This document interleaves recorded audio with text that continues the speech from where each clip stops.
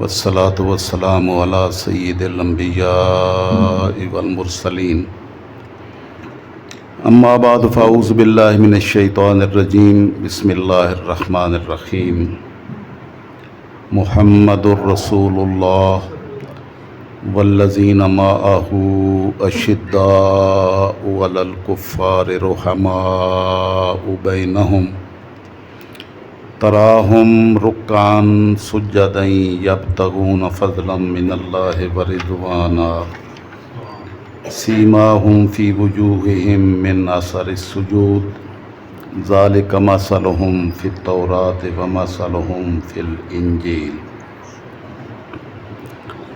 کزرع اخرج شطأہ فآزرہ فاستغلظ فاستوى علی سوقہ یعجب الضراء لیغیظ بہم الکفار وعد اللہ الذین آمنوا وعملوا الصالحات منہم مغفرۃ واجرا عظیما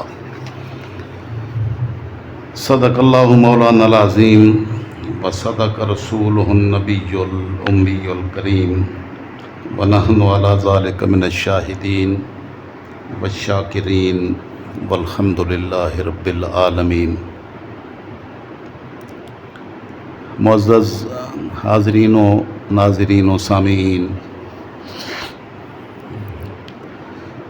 اللہ رب العزت کا بے حد و بے حساب لطف و کرم اور فضل و احسان کہ اس نے ہمیں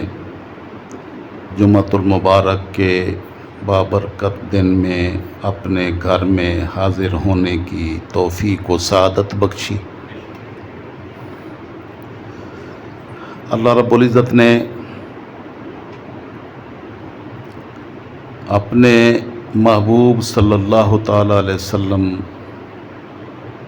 اور ان کے ساتھ نسبت و تعلق رکھنے والوں کے ساتھ اتنی محبتوں کا اظہار فرمایا ہے کہ کلام مجید کی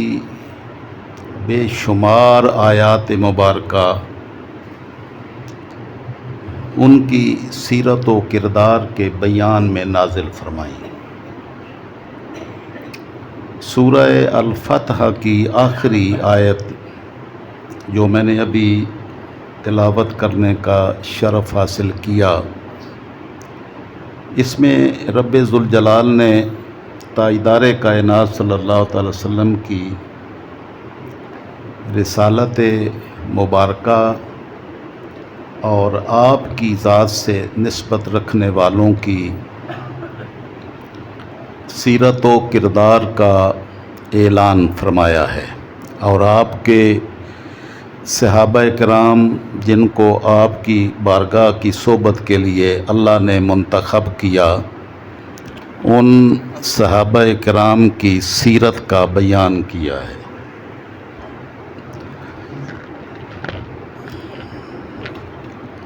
اللہ رب العزت نے ارشاد فرمایا محمد رسول اللہ،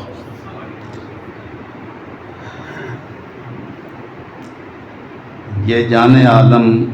محمد صلی اللہ تعالی وسلم اللہ کے رسول ہیں۔ والذین معہ، اور وہ لوگ جن کو آپ کی معیت، صحبت، سنگت نصیب ہوئی، اشداء علی الکفار، وہ کفار کے مقابلے میں بہت سخت ہیں، رحماء بینہم، لیکن آپس میں انتہا درجے کے رحیم اور شفیق ہیں۔ ایک دوسرے کے ساتھ ان کا رویہ ایسی محبتوں اور الفتوں کا آئینہ دار ہوتا ہے کہ ہر طرف رحمتیں کا سمندر موجزن ہوتا ہے۔ تراہم رکعا سجدا، آپ ان بارگاہ مصطفیٰ کی صحبت سے فیض یاب ہونے والوں کو دیکھیں گے کہ وہ کبھی حالت رکوع میں ہیں اور کبھی حالت سجود میں ہے۔ یبتغون فضلا من اللہ و رضوانا، وہ ان رکوع و سجود اور ان عبادتوں اور ریاضتوں سے کسی کو اپنا عبادت گزار ہونا دکھانا نہیں چاہتے، بلکہ ان کی ساری عبادتیں ریاضتیں صرف اللہ رب العزت کی رضا کی خاطر ہیں، اس کا فضل طلب کرتے ہیں اور اس کی رضا کے طالب ہیں۔ مالک کی کرم نوازیوں کا مستحق بننے کے لیے ان کی ساری عبادتیں اور ریاضتیں ہیں، اس کے راستے میں جہاد کرتے ہیں،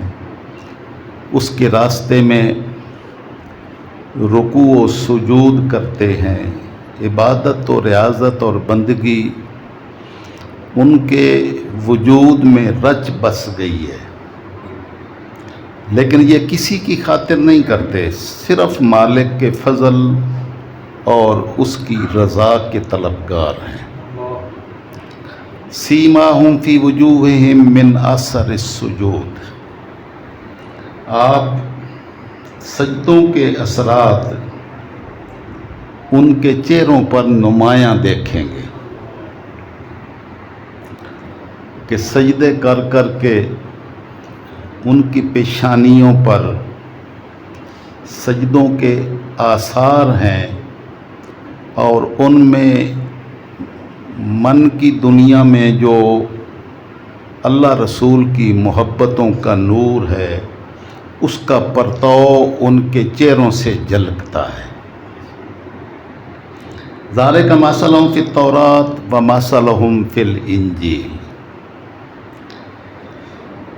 ان کے یہ جو اوصاف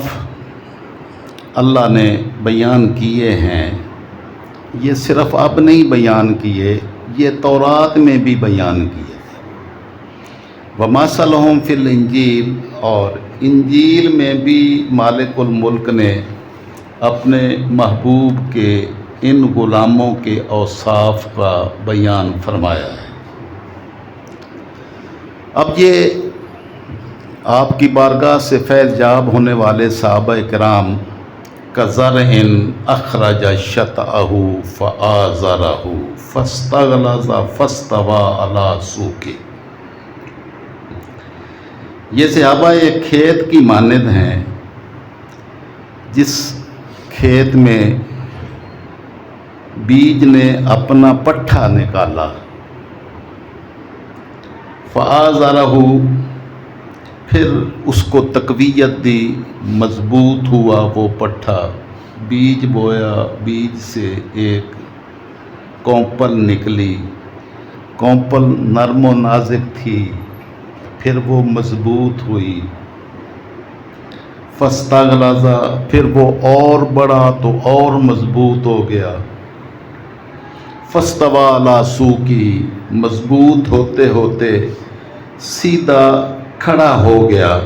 اپنے تنے پر، یعجب الزراع، کھیتی بونے والے کو جب وہ نظر آتا ہے تو آنکھیں ٹھنڈی ہوتی ہیں کہ اس کی محنت کا پھل اس شکل میں اللہ نے ظاہر فرمایا۔ یہ سید الانبیاء کی کھیتی ہے، کسان زمین میں زمین کو تیار کر کے بیج بوتا ہے، سید الانبیاء تشریف لائے تو آپ نے بھی لوگوں کے دلوں کی زمین میں ایمان کا بیج بویا۔ جب وہ بیج بویا تو اس سے ایک چھوٹی سی کونپل نکلی، چھوٹی سی کونپل، اس وقت تو وہ اتنی نرم و نازک ہوتی ہے کہ اگر اس کو انگلی چھو جائے تو وہ مرجھا جاتی ہے، یعنی اتنی کمزور ہوتی ہے۔ سید الانبیاء صلی اللہ تعالیٰ علیہ وسلم نے بھی اعلان نبوت کیا تو لوگوں کے دلوں میں ایمان کا بیج بویا تو ایک چھوٹی سی کونپل نکلی. فآزرہ، پھر مالک الملک نے اس ننھی سی کمزور سی کونپل کو تقویت بخشی. فاستغلظ، پھر وہ کونپل مضبوط ہوتے ہوتے خاصی مضبوط ہو گئی. فاستوی علی سوقہ، یہاں تک کہ وہ اپنے تنے پر کھڑی ہو گئی. آقا علیہ السلام نے ایمان کا بیج بویا تو صدیق و علی اور سیدہ خدیجہ کی کونپلیں نکلیں. یہ ابتدائی کونپلیں تھیں. پھر اللہ نے ان کونپلوں کو تقویت بخشی، مضبوط کیا، ساتھ اور شامل ہوتے گئے.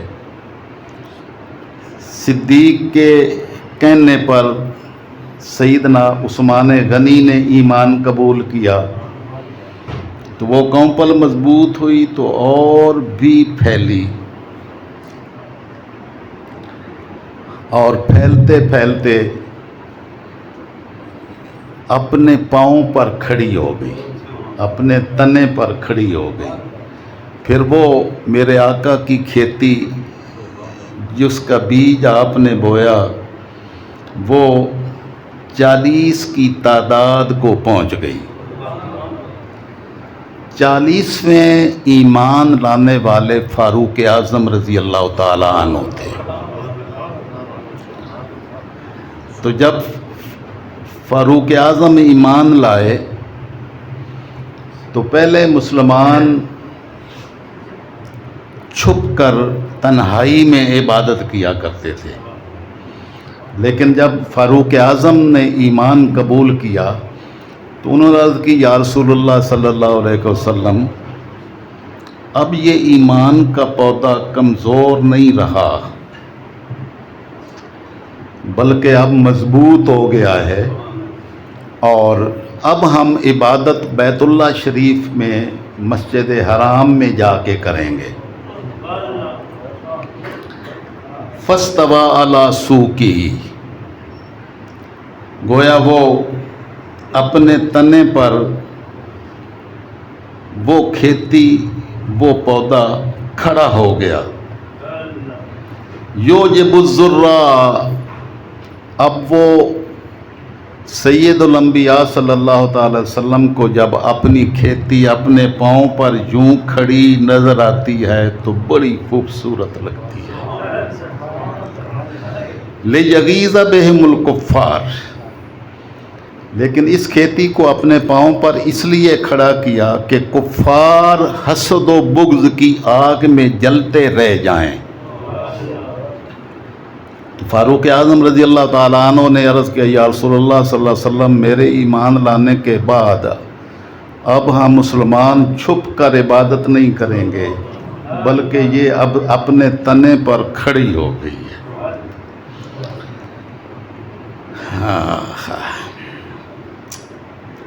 وعد اللہ الذین آمنوا، اللہ نے ایمان والوں کے ساتھ وعدہ فرمایا ہے. اب یہ وہ کہتی ہے جس سے سید الانبیاء صلی اللہ تعالی وسلم کی ذات ان کو دیکھتی ہے تو نہال ہو جاتے ہیں. آپ اپنی کھیتی کو دیکھتے ہیں تو دل کو سکون اور راحت نصیب ہوتی ہے، لیکن کافر دیکھتے ہیں تو کافر جل جاتے ہیں. گویا صحابہ کرام کی کھیتی کو مالک الملک نے اپنے نبی کی آنکھوں کا نور، اپنے نبی کی آنکھوں کی ٹھنڈک، اپنے نبی کے دل کا سکون و قرار دیا، جبکہ نبی کے دشمنوں کی نگاہوں میں یہ کھیتی کھٹکتی ہے اور حسد اور بغض کی آگ میں جلتے رہ جاتے ہیں. وعد اللہ الذین آمنوا، اللہ نے یہاں پر بس نہیں کی، یہ صحابہ کرام کی کھیتی کو مالک الملک نے کلام مجید میں بیان کیا، اور آگے فرمایا کہ اللہ نے ایمان والوں کے ساتھ وعدہ فرمایا ہے،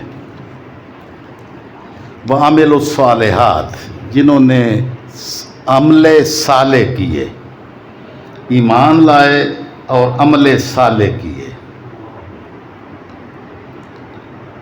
ان کے ساتھ وعدہ کیا فرمایا؟ مغفرتاً، مغفرت اور بخشش کا وعدہ فرمایا ہے کہ اگر ان سے کوئی خطا بھی کسی مقام پر سرزد ہو جاتی ہے تو مالک پہلے معافی کا اعلان کر دیتا ہے، وَأَجْرًا عَظِيمًا،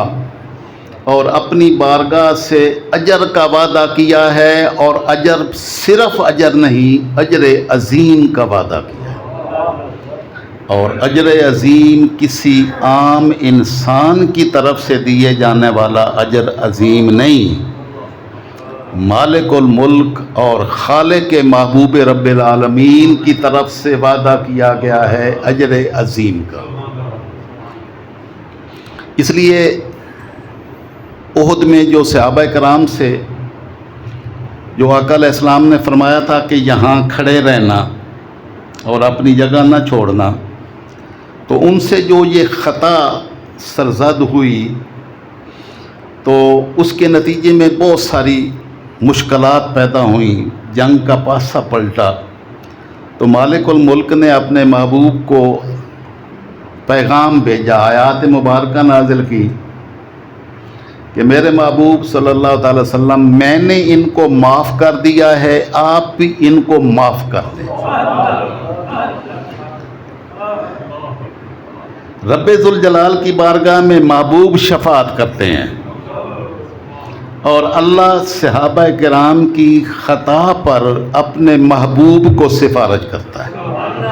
کہ میرے محبوب، میں نے معاف کر دیا ہے، آپ بھی معاف کر دیں۔ یہ وعد اللہ الذین آمنوا وعملوا الصالحات، یہ صرف ان کے ساتھ ہی وعدہ نہیں ہے، بلکہ جو بھی ایمان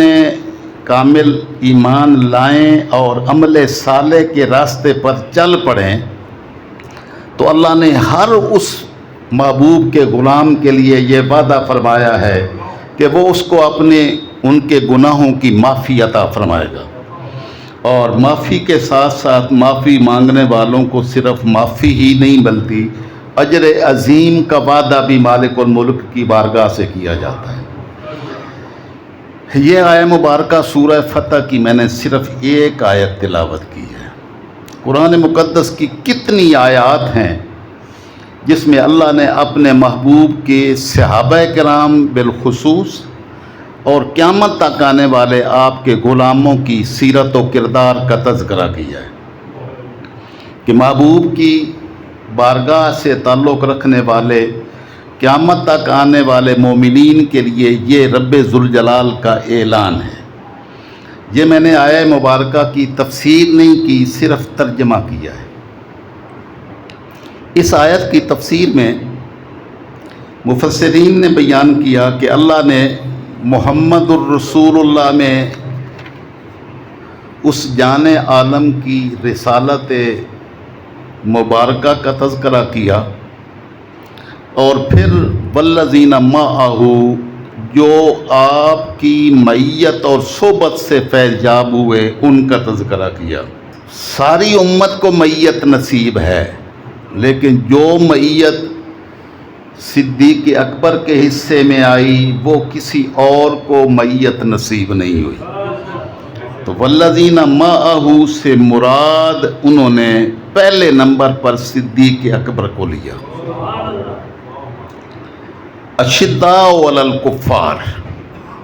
یہ حضور کے سارے صحابہ کرام اور سارے غلاموں کا یہی کردار بیان کیا اللہ رب العزت نے کہ وہ کافروں کے مقابلے میں بڑے شدید ہوتے ہیں، جن کو صحبت رسول کا فیض میسر آئے۔ صحبت رسول کا فیض تمام مومنین کو نصیب ہوتا ہے، ہر مومن کو آقا علیہ السلام کی بارگاہ کی صحبت ملتی ہے. جو بھی لا الہ الا اللہ محمد الرسول اللہ پڑھتا ہے اس کی لائن بارگاہ مصطفیٰ کے ساتھ جڑ جاتی ہے صلی اللہ تعالیٰ علیہ وسلم. تو جن کو بھی کلمہ نصیب ہوتا ہے ان کو میت رسول نصیب ہوتی ہے، لیکن جن کو حیات ظاہری میں قربت رسول اور میت رسول نصیب ہوئی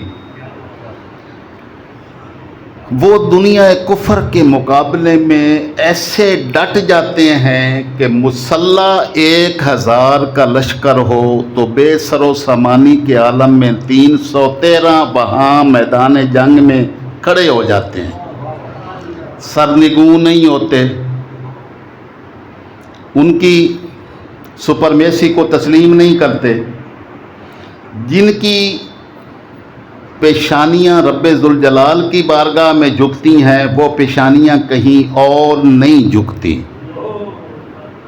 بلکہ اشداء علی الکفار کافروں کے مقابلے میں بہت سخت اور شدید ہوتے ہیں.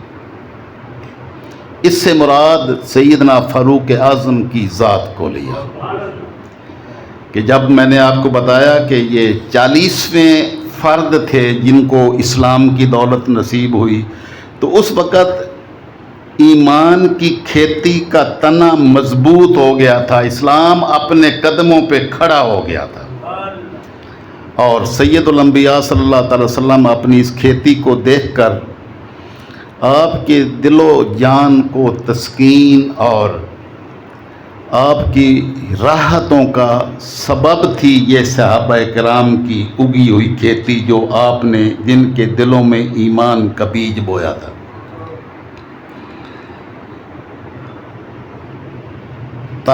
رحماء بینہم، آپس میں بڑے رحیم ہیں، رحمتوں کے پیکر ہیں آپس میں. اللہ فرمائے وہ میرے محبوب کے غلام آپس میں رحمتوں کے پیکر ہیں، اور کوئی اس کے مقابلے میں یہ بات کرے کہ ان کی آپس میں دشمنیاں تھیں تو کس کی بات مانے؟ اللہ فرماتا ہے رحماء بینہم، میرے محبوب کے غلام آپس میں رحمتوں کے پیکر ہیں. اور اس رحمتوں کے پیکر سے مراد سیدنا عثمان غنی رضی اللہ تعالیٰ عنہ، جن کو ایسا رحمت کا پیکر بنایا کہ جب آپ خلیفہ تھے، یہ 18 ذی الحج کو آپ کی شہادت کا دن ہے، تو میں نے اس آیت کے حوالے سے پورے کردار کو پہلے واضح کرنے کی کوشش کی، اور اس کے بعد میں چاہتا تھا کہ میں اس ہستی کے سیرت و کردار پر الگ سے گفتگو کروں، کیونکہ آج تو وقت بہت کم ہے.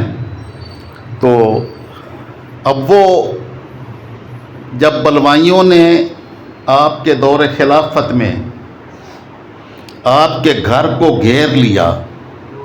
تو صرف ایک بات میں صرف آپ کی ذہن نشین کرنا چاہتا ہوں کہ رحمتوں کی انتہا یہ تھی کہ آپ امیر المومنین ہیں، مسلمانوں اور مسلمانوں کے لشکر کو آپ نے مدینہ طیبہ میں ان کے ساتھ جنگ کر کے ان کا خون بہانے کی اجازت نہیں دی، اپنی شہادت قبول کر لی. کبھی آپ نے سوچا کہ مدینہ طیبہ میں عثمان غنی رضی اللہ تعالیٰ عنہ کے گھر کا محاصرہ کرنے والے کتنے سارے لوگ ہوں گے؟ گنے چنے لوگ ہوں گے، کوئی ہزاروں کا لشکر تو وہاں پر کوئی نہیں تھا، لیکن مسلمان کتنی تعداد میں اس وقت موجود تھے مدینہ طیبہ میں، تو ان کو آسانی کے ساتھ ختم کیا جا سکتا تھا، لیکن سیدنا عثمان غنی رضی اللہ تعالی عنہ نے اجازت نہیں دی کہ میں مدینۃ الرسول میں خون کا قطرہ گرتے ہوئے نہیں دیکھ سکتا۔ رحماء بینہم، یہ رحمتوں کا پیکر ہے، اپنی جان دے دیتا ہے لیکن حرمت مدینہ کو پامال نہیں ہونے دیتا۔ رحماء بینہم تراہم رکعاً سجدا، آپ ان کو دیکھیں گے کہ وہ کبھی حالت رکوع میں ہیں تو کبھی حالت سجدہ میں ہیں۔ یہ سارے صحابہ کرام کی حیات طیبہ کا رنگ یہی تھا۔ سارے صحابہ کرام دن کو گھوڑوں کی پشت پر سوار ہوتے تھے اور رات کو مصلح کی پیٹھ پر۔ مصلح ہوتا تھا اور آقا علیہ السلام کے صحابہ کرام ہوتے تھے۔ کبھی حالت رکوع میں ہیں اور کبھی حالت سجود میں ہیں۔ عبادت کی انتہا ہے حالت سجدہ، جب انسان اپنی ناک اور پیشانی دونوں جن کو عزتوں کا نشان سمجھا جاتا ہے وہ اپنے رب ذوالجلال کی بارگاہ میں زمین پر رکھ دیتا ہے، اور زمین پر رکھ کر کیا کہتا ہے؟ سبحان ربی الاعلی، ہر قسم کے نقص و عیب سے پاک ہے میرا وہ رب جو سب سے بلند و برتر ہے۔ اب یہ حالت سجدہ اور حالت رکوع و سجود یہ بندہ مومن کی شان ہے۔ سارے مومنین اس شان کے حامل تھے، لیکن جو رکوع و سجود کی کیفیات سیدنا علی المرتضیٰ کے حصے میں آئیں، وہ عبادت و ریاضت کا منظر شاید کسی اور کو اتنا نصیب نہیں ہوا۔ اس میں مفسرین نے رکعاً سجدین یبتغون فضلا من اللہ ورضوانا، اس رکوع و سجود کی کیفیات سے سیدنا علی المرتضیٰ کی سیرت طیبہ مراد لی ہے۔ بندہ بہت سارے لوگ رکوع و سجود کرتے ہیں، نمازیں پڑھتے ہیں، عبادتیں کرتے ہیں، لیکن کئیوں میں ریاکاری کا شائبہ داخل ہوتا ہے تو وہ عبادتیں ریاضتیں گل سڑ جاتی ہیں، اپنے نتائج پیدا نہیں کرتی، کیونکہ انسان کی من کی نیت ہمیں تو نظر نہیں آتی کہ کوئی نماز کس لیے پڑھ رہا ہے۔ آپ جان سکتے ہیں، آپ کو دلوں کے احوال کا پتہ چلتا ہے؟ نہیں، آپ تو صرف ظاہر کو دیکھنے کے پابند ہیں کہ اس نے سجدے میں سر رکھا ہے، رکوع و سجود نصیب ہوا ہے، لیکن ایک ذات ایسی بھی ہے جو دلوں کے احوال کو جانتی ہے، اور وہ رب ذوالجلال کی ذات ہے۔ اور صرف رب ذوالجلال ہی نہیں، سید الانبیاء بھی دلوں کے احوال کو جانتے ہیں۔ آقا علیہ السلام نے فرمایا لا یخفی علی رکوعکم ولا خشوعکم، انسان کو نظر ادھر آتا ہے جدھر اس کا چہرہ ہو، سامنے آنکھوں کے سامنے جو چیز آتی ہے آپ اس کو دیکھتے ہیں یا پیچھے دیکھتے ہیں؟ آگے دیکھتے ہیں۔ سید الانبیاء کی ذات کو اللہ نے یہ مقام عظمت عطا فرمایا ہے۔ آقا علیہ السلام نے فرمایا میں مصلی امامت پر کھڑا ہوتا ہوں، لیکن لا یخفی علی رکوعکم، پیچھے جو تم رکوع و سجود کرتے ہو وہ مجھ پر مخفی نہیں ہوتے، میں اس کو بھی دیکھ رہا ہوتا ہوں۔ نعرہ تکبیر، نعرہ رسالت، نعرہ حیدری، نعرہ تحقیق۔ پیچھے کھڑے ہونے والے لوگ نماز پڑھنے والوں کے نماز کے رکوع اور سجود کو تو دیکھتے ہیں، آقا آگے کھڑے ہو کر پیچھے والوں کو بھی دیکھتے ہیں۔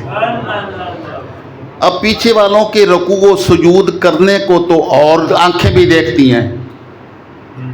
لیکن آقا علیہ السلام نے فرمایا کہ میں تمہارا رکوع و سجود بھی دیکھتا ہوں اور تمہارا خشوع و خضوع بھی مجھ پر مخفی نہیں ہوتا ہے کہ کوئی کیسی نماز پڑھ رہا ہے یہ بھی میں جانتا ہوں۔ تو تاجدار کائنات صلی اللہ تعالی وسلم کی پیچھے نماز پڑھنے والوں کے رکوع و سجود کو آقا جانتے ہیں۔ ایمانداری کی بات کریں، جن کے رکوع و سجود اور ان کے خشوع و خضوع کو میرے آقا جانتے ہیں اور ان کو اپنے مصلی پر کھڑا کر دیں اور ان کو اپنی شہزادی کو ان کے عقد میں دے دیں اور دوسری شہزادی کو بھی عقد میں دے دیں، اور جب ان کا بھی وصال ہو جائے تو آقا فرمائیں کہ اے عثمان، اگر میری کوئی اور بیٹی ہوتی تو وہ بھی میں تیرے عقد میں دے دیتا۔ اس عثمان کی عظمتوں کا عالم کیا ہوگا؟ اس کو مسلمان ذو النورین کے نام سے جانتے ہیں، دو نوروں والے۔ چاروں خلفاء سیدنا صدیق اکبر رضی اللہ تعالیٰ عنہ قریش کے شاخ سے ہیں، قریش سے، سارے قریشی ہیں۔ ایک شاخ ہے قریش کی بنو تیم، بنو تیم سے سیدنا صدیق اکبر رضی اللہ تعالیٰ عنہ ہے، اور ایک شاخ ہے بنو عدی، بنو عدی سے سیدنا فاروق اعظم رضی اللہ تعالیٰ عنہ ہے۔ ایک شاخ ہے بنو امیہ، بنو امیہ سے سیدنا عثمان غنی رضی اللہ تعالیٰ عنہ ہے،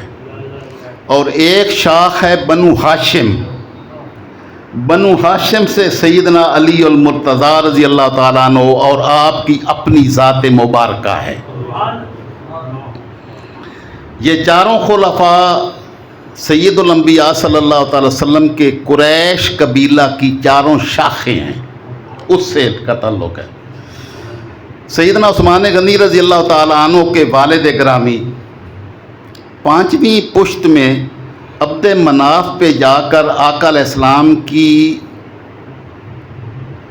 نسب کی لڑی میں شامل ہو جاتے ہیں، اور والد گرامی کی طرف سے، والدہ ماجدہ کی طرف سے قربتوں کا یہ عالم ہے کہ آپ کی نانی جان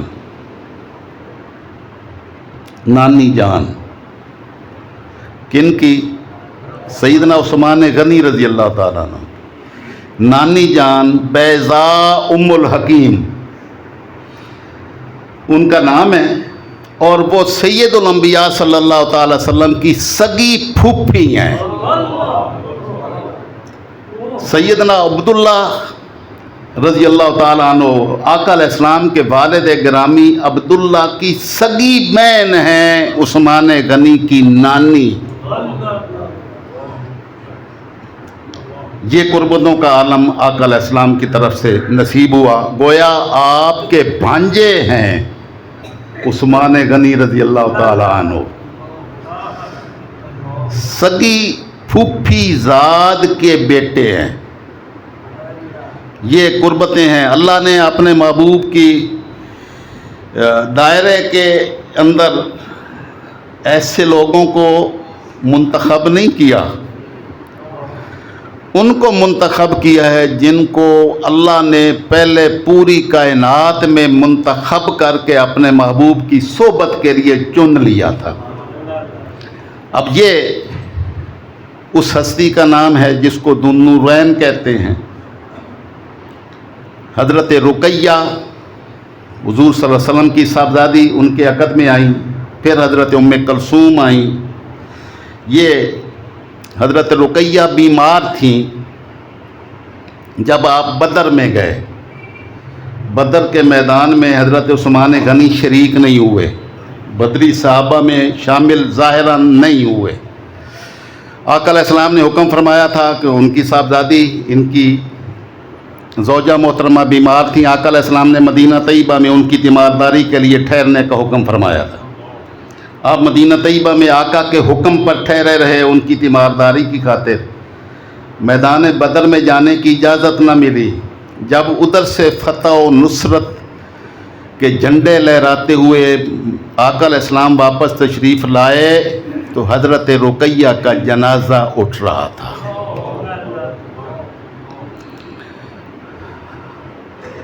اس جنازہ اٹھنے کے بعد آپ پریشان رہنے لگے کہ ایک نسبت تھی تاجدار کائنات صلی اللہ علیہ وسلم کی ذات کے ساتھ، وہ نسبت ظاہراً ختم ہو گئی، اور بدر میں بھی جو اللہ نے بدری صحابہ کے لیے جو عظمتوں کا بیان فرمایا ان سے بھی بظاہر معرومی ہو گئی، لیکن آقا نے حکم فرمایا تھا تو رہنا تو ضروری تھا پیچھے، تو آپ پریشان رہنے لگے۔ اور صدیق اکبر نے آپ سے پریشانی کا عالم پوچھا، بعض اور صحابہ کرام نے بھی پوچھا کہ پریشان رہتے ہیں، تو آپ نے فرمایا کہ دو سعادتیں چھوٹ گئیں، ایک بدر کی حاضری کی سعادت چھوٹ گئی، اور دوسری آقا علیہ السلام کی بارگاہ کی جو نسبت رقیہ سیدہ رقیہ آقا علیہ السلام کی شہزادی کے ذریعے تھی وہ بھی اب ختم ہو گئی۔ تو آقا علیہ السلام نے فرمایا تمہیں پریشان ہونے کی ضرورت نہیں ہے، میری بیٹی ام کلثوم ہے وہ میں تمہارے عقد میں دیتا ہوں، یہ معرومی ختم ہو گئی، اور باقی رہ گیا بدر میں شریک نہ ہونا، تو تمہارا وجود میرے حکم کی تعمیل میں یہاں موجود تھا، بدر میں نہیں جا سکا، میں اللہ کے حکم سے تمہیں بدری صحابہ کو جو اللہ نے عظمتیں عطا فرمائی ہیں، اللہ کا رسول تمہیں ان ساری عظمتوں میں شریک کرتا ہے۔ تو اللہ کے رسول صلی اللہ علیہ وسلم نے ان کو ان عظمتوں میں شریک فرمایا۔ تو آپ کی عظمتوں کا تو عالم کیا ہے، انفاق اللہ نے اتنا عطا فرمایا، اللہ کی راہ میں خرچ کرنا کہ انفاق رشک کرتا ہے عثمان غنی کی ذات پر۔ اللہ نے جنتوں کی بشارتیں دیں اپنے نبی کے ذریعے سے۔ آقا علیہ السلام نے کئی مرتبہ سیدنا عثمان غنی رضی اللہ تعالیٰ عنہ کو جنت کی بشارت دی، یہ اس میں بھی مالک الملک نے اس آیت میں بھی جنت کی بشارت دی ہے، آخرت میں مغفرت اور اجر عظیم کا وعدہ اللہ پاک نے سارے صحابہ کرام کے ساتھ فرمایا، تو اس میں عثمان غنی بھی شریک تھے۔ یہ منا کے قریب ایک پہاڑ ہے سبیر، آقا علیہ السلام وہاں پر پہاڑ پر تشریف لے گئے تو آپ کے ساتھ صدیق اکبر بھی تھے، حضرت فاروق اعظم بھی تھے، عثمان غنی بھی تھے۔ آقا علیہ السلام کی ان کے جھرمٹ میں تشریف آوری پر پہاڑ جھوم اٹھا، لرزنے لگا۔ اب وہ مسکراہٹوں میں تھا، خوشیوں میں تھا کہ اللہ کے رسول میرے اوپر تشریف لائے ہیں۔ تو آقا علیہ السلام نے قدم مارا، فرمایا اسکن یا سبیر انما علیک نبی، تھم جا، ٹھہر جا، پرسکون ہو جا، تیرے اوپر اللہ کے نبی موجود ہیں، اور وصدیق، اللہ کا ایک صدیق بھی تمہارے اوپر موجود ہے، وشہیدان، اور دو شہید بھی موجود ہیں۔ دو شہیدوں کو کتنے سال بعد جا کے شہادت ملی، آقا علیہ السلام نے اپنی حیات طیبہ میں ان کو شہادت کا درجہ عطا فرما دیا۔ یہ عشرہ مبشرہ کے نام لکھے ہوئے ہیں، کتنوں کو آقا علیہ السلام نے جنت کی بشارت یہاں دنیا میں دی، ان میں سیدنا عثمان غنی رضی اللہ تعالی عنہ بھی سر فہرست ہیں۔ السابقون الاولون من المہاجرین والانصار میں یہ شامل ہیں۔ اور صدیق اکبر کے کہنے پر آپ نے ایمان قبول کیا، دوستی تھی، سچے لوگ سچے لوگوں کے ساتھ دوستیاں کرتے ہیں، دوستوں سے پہچانا جاتا ہے کہ آدمی کس کیٹاگری کا ہے۔ عثمان غنی کے ساتھ سیدنا صدیق اکبر کی دوستی اور یاری تھی۔ حضرت عثمان غنی سیدنا صدیق اکبر کے گھر حاضر ہوئے، تشریف لائے، تو سیدنا صدیق اکبر نے آپ کو دین کی دعوت دی اور کہا کہ اسلام قبول کر لیں۔ آپ تیار ہوئے، آپ نے اسلام کو قبول کیا، اور صدیق اکبر نے ارشاد فرمایا کہ چلیں آقا علیہ السلام کی بارگاہ اقدس میں جا کر اس کا اعلان کریں۔ اب عثمان غنی کی قسمت کا ستارہ اتنے عروج پر تھا کہ یہ نیت کرتے ہیں آقا کی بارگاہ کی حاضری کی، اور تاجدار کائنات صلی اللہ تعالی وسلم خود چل کر صدیق اکبر کے گھر پہنچ گئے۔ جب گھر پہنچے تو آگے عثمان غنی رضی اللہ تعالیٰ عنہ کو دیکھا تو آپ نے ایک بڑا سادہ سا جملہ ارشاد فرمایا۔ آپ نے فرمایا اے عثمان جنت قبول کر لے، جنت قبول کر لے۔ عرض کی یا رسول اللہ میں تو اس کے لیے پہلے سے ہی تیار بیٹھا تھا اور آپ کی خدمت میں حاضری کے لیے آ رہا تھا، تو آپ کے قدموں میں گر کر آپ نے کلمہ پڑھ کے آپ کی غلامی قبول فرما لی، اور آقا علیہ السلام نے جو جنت کی بشارت دی تھی، جنت کی بشارت وہاں پہلے دن ہی نصیب ہو گئی۔ اللہ رب العزت اپنے محبوب کے ان غلاموں کے تذکرہ بیان کرنے جو اس نے سورہ فتح کی اس آخری آیت میں جن کا میں نے ترجمہ کیا اس نے بیان کیا ہے، تو مالک الملک جس کا بیان کرتا ہے میں نے بھی انہی کا بیان کیا ہے، آپ نے بھی انہی کا بیان سنا ہے۔ تو اللہ کو وہ کتنے پیارے اور محبوب ہیں وہ لوگ، اپنے محبوب کی ذات سے تعلق رکھنے والے جن کا وہ خود تذکرہ کرتا ہے، تو ہمارے تذکرے سن کر وہ ہم سے کیسے راضی نہیں ہوگا۔ اللہ رب العزت ہماری حاضری کو اپنی بارگاہ میں قبول فرمائے، اور ان کی عظمتوں کے صدقے ہمیں بھی ایمان کی حلاوت نصیب فرمائے۔ وما علینا الا